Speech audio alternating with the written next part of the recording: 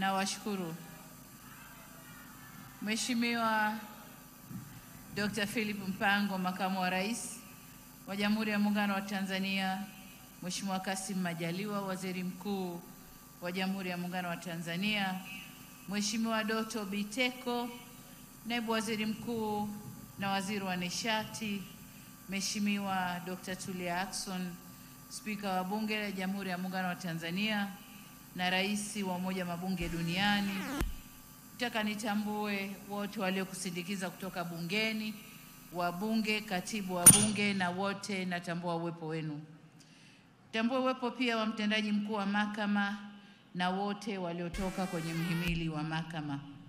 Comrade John Mongela, naibu katibu mkuu Chama cha Mapinduzi na wote waliotoka Chama cha Mapinduzi ngazi ya taifa, mwenyekiti wa mkoa, lakini na viongozi wote wa vyama vya siasa waliopo nasi hapa. Mheshimiwa Ridhiwani Kikwete, Waziri wa Nchi, Ofisi ya Waziri Mkuu, Kazi, Vijana na Wenye Ulemavu, pamoja na timu yako yote, waheshimiwa mawaziri na manaibu mawaziri mliopo, ndugu yetu Tumaini Nyamhoka, Rais wa Shirikisho la Vyama vya Wafanyakazi TUCTA, lakini itambue viongozi wote wa vyama ndani ya shirikisho hili la TUCTA, pamoja na Katibu Mkuu Henry Mkunda kutoka TUCTA. Tambue uwepo pia wa Mheshimiwa Dr. Balozi Moses Mpogole Kusiluka, Katibu Mkuu Kiongozi, lakini na makatibu wakuu wote na manaibu makatibu wakuu wakiongozwa na ndugu yetu Mary Maganga, Katibu Mkuu Ofisi ya Waziri Mkuu, Kazi, Vijana, Ajira na Wenye Ulemavu. Tambue uwepo wa wakuu wa vyombo vya ulinzi na usalama, lakini pia mwenyeji wetu Mheshimiwa Halima Dendego, mkuu wa mkoa wa Singida na wakuu wa mikoa wote mliopo nasi. Lakini tambue pia uwepo wa ndugu Oscar Mgaya, mwenyekiti wa Chama cha Waajiri Tanzania na wote waliotoka chama hicho, akiwemo ndugu yetu Susan Ndomba ambaye ni mkurugenzi mtendaji wa chama hicho. Ndugu Caroline Mugala, mkurugenzi wa Shirika la Kazi Duniani, Ofisi za Afrika Mashariki, tunakushukuru sana kwa kuwepo nasi hapa leo. Waheshimiwa mabalozi na wakilishi wa mashirika ya kimataifa, viongozi wakuu wa Shirikisho la Vyama vya Wafanyakazi Tanzania TUCTA, viongozi wa taasisi za umma na sekta binafsi mliopo nasi hapa, viongozi wa dini, wawakilishi wa wazee wa Singida, machifu na wanasingida wote kwa ujumla wenu, ndugu wafanyakazi wenzangu wa sekta ya umma na sekta binafsi, ndugu wanahabari, vikundi vya burudani, mabibi na mabwana, mshikamano. Wafanyakazi sijawasikia, mmejificha na miamvuli. Mshikamano. Nimeona kidogo miamvuli imetikisika. Asanteni sana. Jamhuri ya Muungano wa Tanzania. Ndugu wafanyakazi, niungane na walionitangulia kumshukuru Mungu kwa kutufikisha mkoani Singida salama, na kwa wasafiri wenzangu kutoka nje ya mkoa, poleni kwa safari. Tunawashukuru TUCTA kwa kuendelea kutualika serikali kushiriki nao kwenye maadhimisho haya ya Siku ya Kitaifa ya Wafanyakazi Duniani. Hakika mialiko hii inakuza ushirikiano baina ya waajiri, waajiriwa na serikali. Na leo kama mnavyoona, serikali yote tuko hapa kuwaunga mkono wafanyakazi. Nina wingi wa shukrani kwa taasisi zote zilizoshiriki katika kuandaa, kufadhili na kuhakikisha shughuli hii inafanikiwa kwa kiasi kikubwa hivi tunavyoiona. Shukrani za dhati ziende kwa waratibu wa maadhimisho ya mwaka huu, Chama cha Wafanyakazi wa Serikali za Mitaa TALGU, na wote walioshirikiana nao katika nafasi zao mbalimbali. Na washukuru wafanyakazi wote wa sekta ya umma na sekta binafsi kwa kujitoa na kushiriki kwa wingi hivi katika sherehe hizi. Hakika leo ni siku yenu. Kwa Waziri Mkuu wa Jamhuri ya Muungano wa Tanzania, shukrani nyingi kwako kwa miongozo yako na kuisimamia wizara. Natambua bila usimamizi mzuri wa wizara chini ya Mheshimiwa Waziri Ridhiwani Kikwete, hakika bashasha na vifijo tunavyoviona hapa leo visingekuwepo. Waswahili wanasema usione vimelea vimeundwa, na nawashukuru kwa kuliunda hili. Asante sana Mheshimiwa Waziri Ridhiwani Kikwete, mtendaji mkuu wa wizara na watumishi, kwa kazi kubwa na maelezo mazuri ya namna mnavyoshirikiana na vyama vya wafanyakazi katika kutatua changamoto zao na kutekeleza maboresho ya hoja wanazoziibua. Hongereni sana. Kwa wenyeji wetu mkoa wa Singida wakiongozwa na Mheshimiwa mkuu wa mkoa, asante sana kwa mapokezi mazuri ya shughuli hii na ukarimu uliotukuka. Likuwa nanong'ona na rais wa TUCTA, ananambia juzi kulikuwa na kuku wa kumwaga hapa Singida. Watu walikula kuku mpaka wakajisahau. Kwa hiyo tunashukuru sana kwa ukarimu huo Singida. Lakini asanteni wana Singida kwa kujitokeza kwa wingi hapa uwanjani. Kweli leo Bombadia imejaa. Bombadia leo imejaza. Waswahili husema shughuli ni watu, na kweli Singida watu wamejitokeza haswa. Shukrani zetu kwa waandishi wa habari kwa kututaarifu yaliyokuwa yakitokea ndani ya mkoa wa Singida kwenye maadhimisho haya kwa juma zima, na leo tukiwa nao katika kilele cha maadhimisho haya. Tunawashukuru wasanii wetu wa vikundi vyote vya burudani kwa burudani maridhawa.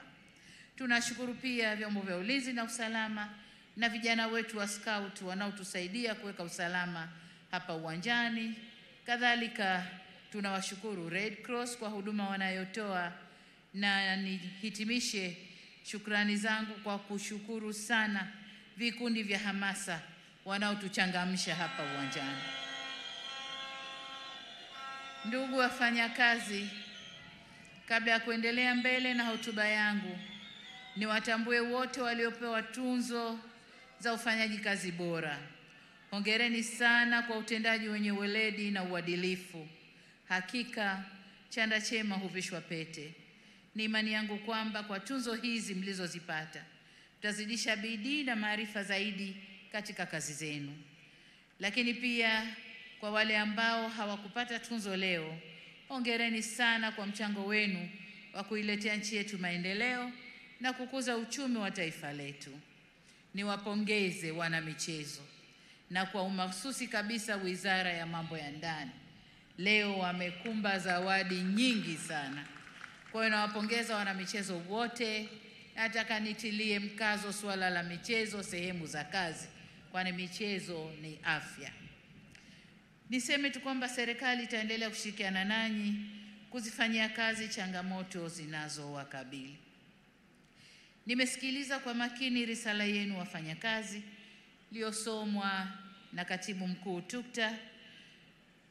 Tofauti na miaka ya nyuma, mwaka huu pamoja na kuainisha maeneo ya maboresho na kutoa mapendekezo, nimefarijika kusikia risala yenu ikipongeza na kuwa na wingi wa shukrani kwa serikali.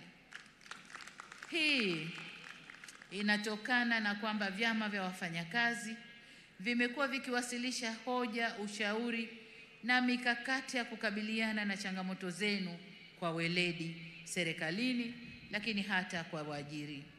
Mmekuwa mkifanya mazungumzo ya utatu kwa maelewano makubwa, na kwa hakika mmedhihirisha ukomavu na kuimarisha mashirikiano na waajiri wenu pamoja na serikali. Mheshimiwa Rais, hongera sana. Hatimaye ni yale ambayo yametajwa hapa kwenye risala ya Katibu Mkuu TUCTA, lakini waziri ameagusia, Caroline wa ILO ameagusia. Yote yale mafanikio Mrisho Mpoto ameyasema vyema. Yote yale ni kwa sababu tulikuwa na ushirikiano mkubwa na mshikamano mkubwa. Nimesikiliza risala kama nilivyosema pamoja na ile ya ILO, ikitaja mambo na changamoto ambazo serikali imefanyia kazi na kutatua shida zilizokuwa zinawakabili. Mmeyasema vile vile yale ambayo bado hayajakamilishwa ama bado hayajaangaliwa kwa umuhimu wake. Niwahakikishie kuwa hatutayapuuza na hatutapunguza utashi wa kisiasa kwenye kuyashughulikia. Ndugu wafanyakazi, risala yenu imegusia suala la uhuru wa kuunda vyama au na kusajili vyama vya wafanyakazi. Kama mnavyofahamu, serikali imeridhia mkataba wa Shirika la Kazi Duniani namba 87 wa mwaka 1948 na tunawajibika kuheshimu matakwa ya mkataba huo ya uhuru wa wafanyakazi kujumuika. Kwa kulitambua hili, serikali kupitia Sheria ya Ajira na Uhusiano Kazini sura 336 haijaweka masharti yanayozuia usajili wa chama katika maeneo na sekta ambazo tayari kuna vyama vimesajiliwa. Lakini hapa nataka nitoe rai kwa vyama vya wafanyakazi kuendelea kutoa huduma na kusimamia kikamilifu maslahi ya wanachama wenu ili kuwaepusha na ushawishi wa namna yoyote ile unaoweza kuwasababishia kujitoa kwenye vyama vyao na kuunda vyama vingine, kwani umoja ni nguvu na utengano ni udhaifu. Lakini mkataba ule na sheria ya serikali tunasema uundwaji wa vyama vya wafanyakazi hautaingiliwa na chombo chochote, iwe sekta binafsi au serikali, watajiunda kwa hiari. Kwa nizungumze na wale ambao wanashawishi sehemu za kazi uundwaji wa vyama vingine vya wafanyakazi pale kwenye vyama vya wafanyakazi, hebu liangaliwe vizuri. Rais, naomba ulisimamie hilo pamoja na kamati yako, lisimamieni hilo. Ndugu zangu, kuhusu makato ya kodi kwenye posho mbalimbali, kama ilivyoelezwa, serikali itakaa na taasisi husika na kufanya uchambuzi na tathmini ya kodi hizo.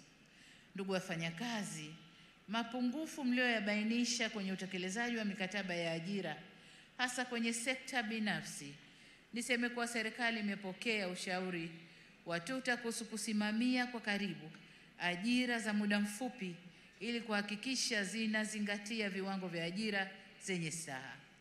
Hivyo ninaagiza wizara zinazohusika ziendelee kusimamia kamilifu eneo hili ili wafanyakazi na serikali tuendelee kunufaika na utekelezaji wa mikataba hiyo. Pamoja na hayo, sina budi kusema kuwa ni muhimu tukafahamu kuwa ajira za mikataba mifupi haziepukiki katika mawanda ya kazi. Aidha, kwa mujibu wa sheria, wafanyakazi walioajiriwa katika masharti yoyote yale wanastahiki haki zao zote za ajira, wawe mikataba mirefu, wawe mikataba mifupi, la maana ni stahiki zao kupatikana kama zilivyo. Mmegusia swala la bima ya afya, na hapa nataka niseme kuwa sheria ya bima ya afya kwa wote sura 161 ilitungwa na kuanza kutekelezwa mwezi Agosti mwaka jana 2024 kwa baadhi ya vifungu. Ili kuwezesha utekelezaji wa sheria hii kikamilifu, serikali inaendelea kushirikisha wadau na makundi mbalimbali ya wananchi, kufanya utambuzi wa kaya zisizo na uwezo, kuboresha mifumo ya utoaji wa huduma na kuandaa vitita vya mafao vitakavyokuwa na gharama nafuu kwa wananchi wote. Kwa wakati huu, serikali inawasihi wastaafu katika sekta binafsi kujiunga na huduma za bima ya afya kupitia vifurushi vinavyotolewa na Mfuko wa Taifa wa Bima ya Afya NHIF na Mfuko wa Afya ya Jamii CHF, wakati wakisubiri kukamilika kwa taarifa za utoaji wa bima ya afya kwa wote. Ndugu wafanyakazi, serikali imepokea pongezi mlizotoa kuhusu hatua zilizochukuliwa katika kuboresha mifumo ya utatuzi wa migogoro ya kikazi kwa watumishi wa umma na sekta binafsi. Aidha, kwa upande wa migogoro ya wafanyakazi wa sekta binafsi, serikali ipo katika hatua za mwisho za kukamilisha mfumo wa usimamizi wa migogoro ya kazi kidigitali ambao utawaondolea wadau adha ya kupoteza muda na gharama katika kufuatilia huduma hiyo. Kwenye hoja ya mabaraza ya wafanyakazi wa kisekta, serikali inatambua umuhimu wa mabaraza ya majadiliano ya pamoja ya sekta mbalimbali katika utumishi wa umma. Kwa kutambua umuhimu huo, serikali imeunda na kuzindua Baraza Kuu la Wafanyakazi katika utumishi wa umma pamoja na kuunda mabaraza ya kisekta ya elimu, afya na serikali za mitaa. Hivyo ninamwagiza waziri mwenye dhamana ya utumishi wa umma kuendelea kuyasimamia mabaraza hayo na kuhakikisha yanafanya kazi kwa mujibu wa sheria. Ndugu wafanyakazi, uhifadhi na utunzaji wa mazingira ni suala mtambuka. Ninaishukuru TUCTA kwa kutambua jitihada za serikali katika kuhamasisha matumizi ya nishati safi. Ni mwelekeo wa kuhifadhi na kutunza mazingira yetu. Nishati safi na mwelekeo wa kuhifadhi na kutunza mazingira yetu. Nitumie jukwaa hili kuwahimiza waajiri na wafanyakazi wote nchini kuendelea kuifanyia kazi kwa vitendo ajenda ya matumizi ya nishati safi, kama nchi tuweze kufikia malengo tuliyojiwekea katika kuhifadhi na kutunza mazingira. Na hapa nipongeze ofisi ya Makamu wa Rais kwa kuonesha mfano, na hawa ndio wenye mazingira, wametuonesha mfano nasi tuwe nyuma yao. Ndugu Rais wa TUCTA, niwapongeze tena TUCTA kwa namna mnavyofuatilia hoja za wafanyakazi. Hoja mlizoziibua tunazichukua na tutazifanyia kazi kikamilifu. Kama tulivyoagizwa kwenye ilani ya uchaguzi ya CCM ya mwaka 20 mpaka 2025, serikali itaendelea kuweka mazingira rafiki ya utendaji kazi wa vyama vya wafanyakazi ili viendelee kuwa nguzo muhimu kwa kujenga mahusiano pahala pa kazi na kuboresha maslahi na haki za wafanyakazi. Wafanyakazi mshikamano, solidarity. Ndugu wafanyakazi, nchi yetu imeendelea kupiga hatua kubwa katika sekta mbalimbali. Kiuchumi, mwaka 2024 ukuaji wa uchumi ulipanda kufikia 5.5 kutoka 4.6 iliyokuwa 2023, na tumeweza kudhibiti mfumuko wa bei katika kiwango cha 3.1. Mafanikio haya yamechangiwa na kukua kwa uwekezaji, kuongezeka kwa uzalishaji na mauzo ya nje. Tumeendelea kujenga mazingira mazuri kwa uwekezaji na biashara kisera na kisheria. Tunatekeleza miradi inayorahisisha usafiri na usafirishaji, yani reli, viwanja vya ndege, usafiri majini na barabara. Tumeendelea kutekeleza miradi ya kuzalisha nishati kwa ajili ya kukuza uzalishaji wa bidhaa na kurahisisha huduma za kiutawala na usalama nchini. Na vile vile tumeendelea kutekeleza miradi inayotoa huduma bora kwa jamii ili kukuza ustawi wa watu na kuimarisha nguvu kazi. Uwekezaji wote huu pamoja na unaofanywa na sekta binafsi umesaidia kuzalisha jumla ya ajira 888,204 kwa kipindi cha Novemba 2020 hadi Februari 2025.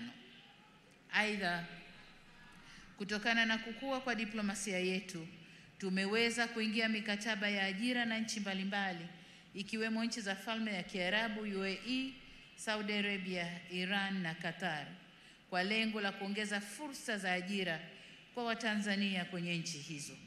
Niitake ofisi ya Waziri Mkuu, Kazi, Vijana, Ajira na Wenye Ulemavu kuzingatia fursa hizi na kuhakikisha tunazichangamkia kwa manufaa ya wanayokwenda kufanya kazi, lakini kwa manufaa ya nchi yetu pia. Ndugu wafanyakazi, ninafahamu kuwa kulikuwa na manunguniko kuhusu kuchelewa kwa mashauri yaliyofika kwenye Tume ya Usuluhishi na Uamuzi. Ili kuleta ufanisi, serikali imeandaa mfumo wa kielektroniki ECMS unaolenga kuimarisha shughuli za Tume ya Usuluhishi na Uamuzi inayohusika na migogoro ya kikazi kwa njia ya kidigitali. Mfumo huo utarahisisha usimamizi na uendeshaji wa mashauri kwa kupunguza muda na gharama na kusaidia kutatua migogoro ya wafanyakazi kwa haraka. Ndugu zangu, nimefurahishwa sana na kauli mbiu mlioichagua. Hakika inaendana na wakati tulionao. Uchaguzi ni haki ya kikatiba na ya kidemokrasia ya kila mfanyakazi.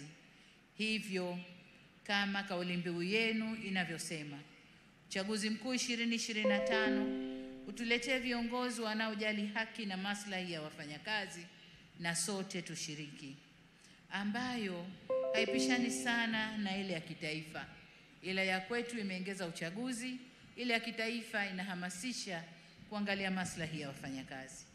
Kwa mnasaba huu, niwaombe mjitokeze kwa wingi ili kuchagua viongozi walio bora, waweze kulinda na kutetea maslahi yenu.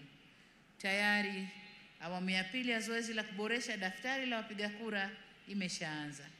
Hivyo wale ambao hawajajiandikisha au kuboresha taarifa zao awamu ya kwanza, niwaombe mjitokeze kwa wingi kujiandikisha ili tusije kupoteza haki ya kikatiba ya kupiga kura. Ndugu wafanyakazi, kabla sijahitimisha hotuba yangu, nitumie fursa hii kutoa msisitizo kwenu TUCTA, ATE na wafanyakazi kwa ujumla katika mambo yafuatayo. Mosi, TUCTA ni wasihi muweke utaratibu wa kutatua migogoro baina ya vyama vilivyopo ndani ya shirikisho, kwa kuwa migogoro hiyo haileti afya si tu kwa wanachama wenu bali pia kwa serikali, kwa kuwa inapunguza tija na uzalishaji na hivyo kuwa na athari za moja kwa moja kwenye uchumi wa nchi. Kati ya sababu za migogoro hiyo ni kutokuwa na uwazi katika mapato na matumizi ya fedha za michango ya ada za wanachama. Naomba mkaliangalie vyema. Nachotamani kuona ni TUCTA inayochangia kuongeza tija na ufanisi katika kazi, hali itakayochagiza maendeleo zaidi nchini kwetu. Aidha, niwatake muendelee kutetea haki za wafanyakazi wote nchini, wakiwemo ofisi za TUCTA, wafanyakazi wenu wenyewe ambao wana madai mbalimbali ya stahiki zao. Vile vile mwakumbushe wafanyakazi wajibu wao katika sehemu zao za ajira na kwa nchi yao pia. La pili ni kwenu ATE, nanyi niwasihi muendelee kuwajengea uelewa wanachama wenu kuhusu matakwa ya kisheria, hususan takwa la uhuru wa kujumuika na majadiliano ya pamoja mahali pa kazi. Tutakaporuhusu majadiliano haya, si tu yatasaidia kuboresha maslahi ya wafanyakazi, bali pia yatasaidia kuongeza tija katika uzalishaji na hivyo kuchangia maendeleo ya taifa letu. La tatu, kama mnavyofahamu, dunia imepata mtikisiko wa kiuchumi kutokana na kubadilika kwa mwelekeo wa kisiasa za kanda, ambao pia umeleta mabadiliko kwenye sera za kifedha.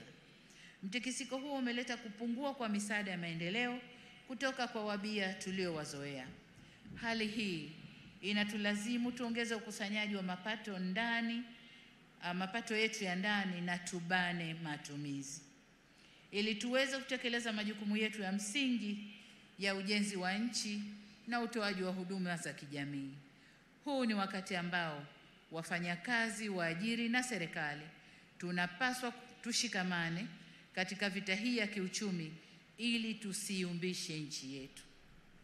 Ndugu wafanyakazi, mapema katika hotuba yangu niliwapongeza kwa kuchangia kukua kwa uchumi. Mwezi Mei 2024 mwaka jana, wakati tukiadhimisha siku ya wafanyakazi, serikali ilieleza ugumu wa uchumi ulivyokuwa kwa wakati ule na kuwasihi tusiongeze gharama kwa serikali kwa kuongeza mishahara, bali tuliendelea na upandishaji wa madaraja na kutoa maslahi mengine ya wafanyakazi. Sasa kwa mapenzi makubwa na kwa namna mlivyoiunga mkono serikali tulipowaomba mfunge mkanda na mkaamua kujituma na kufanya kazi kwa bidii na kufanya uchumi wetu ukue kwa 5.5% mwaka huu, kwa kuwa mcheza kwao hutunzwa.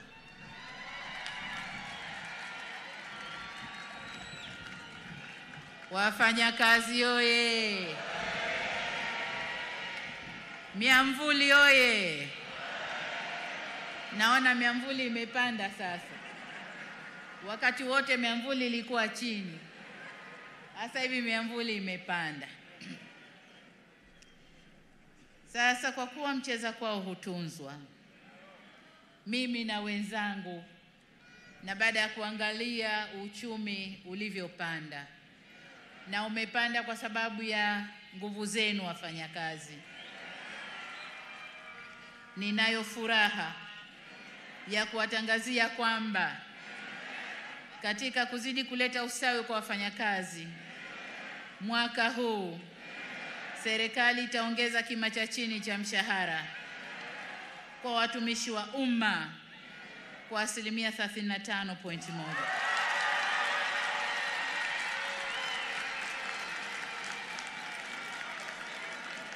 Wafanyakazi oye! Mshikamano, solidarity. Aya, tusikilize. Nyongeza hii itakayoanza kutumika mwezi Julai mwaka huu itaongeza kima cha chini cha mshahara kutoka shilingi 370,000 hadi shilingi 500,000.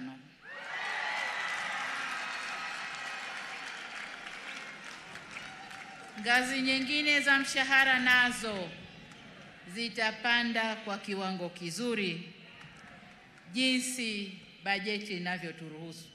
Lakini nataka niwaambie nyongeza nzuri ipo. Kwa upande wa sekta binafsi, bodi ya kima cha chini cha mshahara kwa sekta binafsi inaendelea sasa kufanya mapitio ili kuboresha viwango vya chini vya mshahara kwa wafanyakazi wa sekta hiyo. Pamoja na kazi inayofanywa na bodi hiyo, naendelea kuvihimiza wizara na vyama vya wafanyakazi kufanya majadiliano na waajiri ili kutekeleza mikataba ya hali bora ya wafanyakazi katika sekta binafsi waendane sambamba na wenzao ya sekta ya umma. Ndugu wafanyakazi, ahadi yetu serikali kwenu kwamba tutaendelea kuboresha mazingira ya kazi yakiwemo maslahi ya wafanyakazi kadri hali ya uchumi itakavyoruhusu. Wafanyakazi oye! Solidarity, mshikamano. Ndugu wafanyakazi, nimalizie kwa kuwapongeza tena wafanyakazi wote nchini kwa kuadhimisha sikukuu hii, na ninawashukuru kwa mchango wenu adhimu katika ujenzi wa taifa letu. Kuijenga nchi yetu ni jukumu letu sote, hivyo hatuna budi kuimarisha umoja na mshikamano wetu. Aidha, niwakumbushe kwamba ili tuweze kujenga vyema taifa letu ni lazima tulinde amani na utulivu nchini. Nataka nirudie hapa. Wafanyakazi oye! Naomba tusikilize hili. Ili tuweze kujenga vyema taifa letu ni lazima tudumishe na tulinde amani na utulivu nchini. Kwa namna yeyote ile, tusitoe fursa kwa vyama vya wafanyakazi kutumika kuichafua nchi yetu. Historia ya vyama vya wafanyakazi ni vyama vilivyoleta vuguvugu la uhuru wa nchi hii. Sasa tusijibadilishe tukawa vyama vya kusaliti uhuru wetu tulioutafuta kwa nguvu kubwa. Niwaombe sana viongozi wa vyama vya wafanyakazi mkalisimamie hilo. Mwisho kabisa, niwaombe ulinzi wa Mungu na niwatakie safari njema naporudi kwenye maeneo yenu. Narudia wito wangu kwenu wafanyakazi kushiriki kikamilifu katika zoezi la uchaguzi mkuu utakaofanyika mwezi Oktoba 2025 ili kutumia haki yenu ya kikatiba kupata viongozi watakaoongoza taifa letu. Baada ya kusema hayo, nimwombe Mwenyezi Mungu aibariki bara letu Afrika na Mungu aibariki nchi yetu Tanzania. Jamhuri ya Muungano wa Tanzania. Kazi na utu. Kazi na utu. Asanteni sana kwa kunisikiliza na hongereni sana wafanyakazi. Asante sana.